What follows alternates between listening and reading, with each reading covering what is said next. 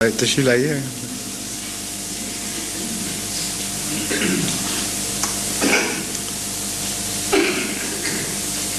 السلام علیکم. وعلیکم السلام ورحمۃ اللہ. میرا کوئی خاص کسی کے متعلق پرسنل سوال نہیں ہے، صرف ایک معلوماتی سوال ہے. جی جی. کہ خداوند کریم جب انبیاء بھیجتا ہے، میرا کسی خاص موضوع بھی نہیں ہے اس کا، یعنی حضرت آدم علیہ السلام سے لے کر جی جی خاتم المرسلین تک جیسے بھی ہم سمجھتے ہیں، وہ جب اس دنیا سے وفات پا کر چلے جاتے ہیں، جو دین ان کا ہوتا ہے وہ باقی رہتا ہے یا پھر وہ ختم ہو جاتا ہے؟ اگر ختم نہیں ہوتا، باقی رہتا ہے، تو اس کی حفاظت کرنے والے کون اور کیسے ہوتے ہیں؟ بس یہی. اب تک دنیا میں جتنے بھی مذاہب آئے ہیں وہ دو حصوں میں تقسیم ہو سکتے ہیں. ایک وہ جو لامحدود وقت کے لیے، ہمیشہ کے لیے آ سکتے تھے عقلاً، اور ایک وہ جو محدود وقت کے لیے، محدود علاقوں کے لیے تھے. قرآن کریم کے مطابق حضرت صلی اللہ علیہ وآلہ وسلم سے پہلے جتنے بھی انبیاء تشریف لائے وہ اس دوسری کیٹیگری کے تھے، یعنی محدود وقت کے لیے اور محدود قوموں کے لیے ان کا خطاب تھا. اور صرف ایک ہی مذہب تھا اسلام، جو ہمیشہ کے لیے اور سارے زمانوں کے لیے تھا، اور ہر قسم کی قوموں کے لیے، تمام جغرافیائی علاقوں کے لیے، گویا کہ سارے عالم کے لیے تھا. اس حساب سے اسلام سے پہلے کا جہاں تک تعلق ہے آپ کے سوال کا، ظاہر بات ہے کہ ایک مدت معینہ کے بعد ان مذاہب کی صف لپیٹی جانی تھی، ورنہ یہ عجیب متضاد بات ہو جاتی کہ ایک ہی وقت میں عالمی مذہب بھی آیا، باقی رہتا، اور محدود مذاہب بھی ساتھ ساتھ چلتے، اور بڑا کنفیوژن کریٹ ہو جاتا دنیا کے لیے کہ خدا کہاں ملے گا. اس لیے اسلام کے بعد کا تو پھر کوئی سوال ہی نہیں ہے الگ اور نئے دین آنے کا، یہ قطعی بات ہے. جہاں تک اسلام سے پہلے کا تعلق ہے، مختلف مذاہب کی اپنی اپنی عمریں مقدر تھیں، اور یہ بات خدا تعالیٰ کی ہر تخلیق میں ملتی ہے. ہر چیز کی ایک عمر مقرر ہو جاتی ہے، اور قرآن کریم نے اس مضمون کو مختلف آیات میں بار بار کھولا ہے کہ ہر قوم کی ہم نے ایک عمر مقرر کر دی ہے جس سے وہ نہ آگے بڑھ سکتے ہیں نہ پیچھے رہ سکتے ہیں. تو معینہ مدت تک کے لیے جب تک خدا تعالیٰ کے نزدیک ان کی عمریں تھیں، اس وقت تک ان کی ریپیئر، ان کی مرمت کا مکمل انتظام موجود تھا. اور یہ بات تو آسانی سے سمجھ آ جاتی ہے کہ آج کل بھی جو سائنٹیفک ذہن رکھنے والے لوگ ہیں، وہ جب پل بناتے ہیں یا کوئی تعمیر کرتے ہیں تو اس پہ عمر لکھ دیتے ہیں. آج کل تو کھانے پر بھی یہاں ڈبوں پر عمریں لکھی ہوتی ہیں، اور یہ ذمہ داری عمر بنانے والی یا لکھنے والے کی ہے کہ اس وقت تک میں اس کی حفاظت کا ذمہ دار ہوں، بعد میں ذمہ دار نہیں.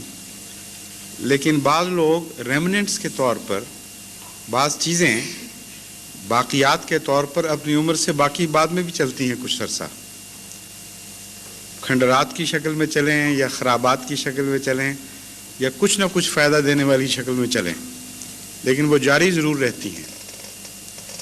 چنانچہ قدیم زمانے کی عمارتیں بھی جن کا کوئی بھی مصرف ہزاروں سال سے نہیں ہے، آج بھی موجود چل رہی ہیں، اور ایک فائدہ اٹھانے والا کچھ نہ کچھ فائدہ ان سے بھی اٹھا سکتا ہے. بینی یہی شکل مذاہب کی ہے. اسلام کے آنے کے بعد ایک ایسا مذہب دنیا میں خدا تعالیٰ نے بھیجا جس کی تعمیر کی، جس کی حفاظت کی ذمہ داری فرمائی، اور قیامت تک اس کی ذمہ داری قبول کی. وَإِنَّا لَهُ لَحَافِظُونَ. ہم نے ہی قرآن اتارا ہے اور ہم ذمہ دار ہیں کہ اس کی حفاظت آئندہ قیامت تک چلے گی، اور کوئی اس حفاظت کے نظام میں مخل نہیں ہو سکے گا. دوسرے مذاہب کے متعلق قرآن کریم نے فرمایا ہے کہ اکثر مبدل ہو گئے، اکثر محرف ہو گئے، لیکن کچھ ایسے لوگ بھی ہیں جن تک اسلام کا بہتر پیغام نہیں پہنچا، وہ ان سے اب بھی فائدہ اٹھا رہے ہیں. ان لوگوں کو جہنمی قرار نہیں دیا جو ان مذاہب سے تقوی کے ساتھ فائدہ اٹھاتے ہیں، بلکہ فرمایا کہ جو اللہ پر ایمان لانے والے اور ان تعلیمات پر تقوی سے چلنے والے ہیں جو ان کے لیے بھیجی گئی تھیں، خواہ ان کا کوئی بھی نام ہو، ان کو کوئی خوف نہیں ہے. لیکن جن تک اسلام کا مکمل پیغام پہنچ جائے، حجت تمام ہو جائے، پھر انکار کریں تو وہ اپنی ہلاکت کا سامان کریں گے. یہ عمومی نقشہ ہے، اور اس کی مثالیں اس طرح بھی دی جا سکتی ہیں کہ جو عمر گزارنے والے پل ہیں، اس کے بعد جو ان پر چلتا ہے وہ اپنے رزق پر چلتا ہے.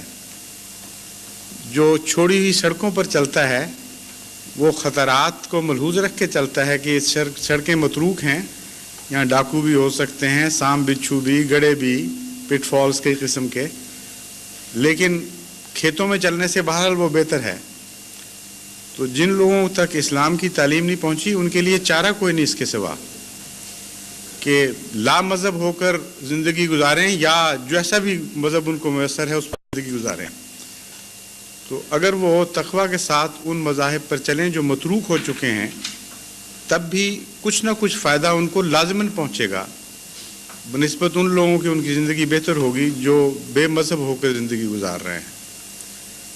اوقات کا جہاں تک تقرر کا تعلق ہے، پرانے زمانوں میں اسلام نے وہ تاریخ محفوظ رکھی ہے جن سلسلوں پر آخری نبی حضرت محمد مصطفیٰ صلی اللہ علیہ وآلہ وسلم آخری شریعت لے کر آنے تھے،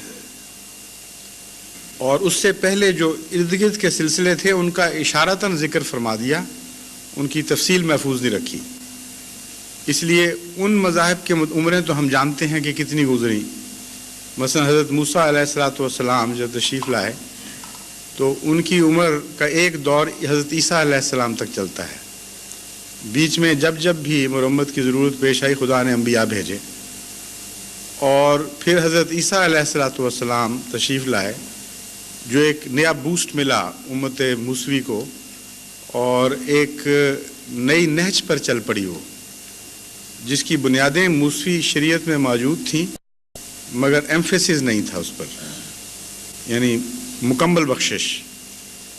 تو ایک نیا دور بھی ہے مسیحیت کا، جو مظلومیت کا دور کہلا سکتا ہے، تلوار کے بغیر پیغام کو پہنچانے کا دور. اور وہ دور جو تھا وہ بہت کامیابی کے ساتھ جاری ہوا، قربانیوں کے بڑے کٹھن رستے پر چلا، لیکن جو اس کی کامیابیاں ہیں وہ بہت لمبا اور دیر پا رہنے والی کامیابیاں تھیں. آج بھی آپ کو اس ملک میں وہی نظر آ رہی ہیں. لیکن اس کی عمر جہاں تک تمام ہونے کا تعلق ہے، وہ آن حضرت صلی اللہ علیہ وآلہ وسلم کی تشریف آوری پر تمام ہو گئی. جو بقیات ہیں ان کی مثال میں پہلے دے چکا ہوں.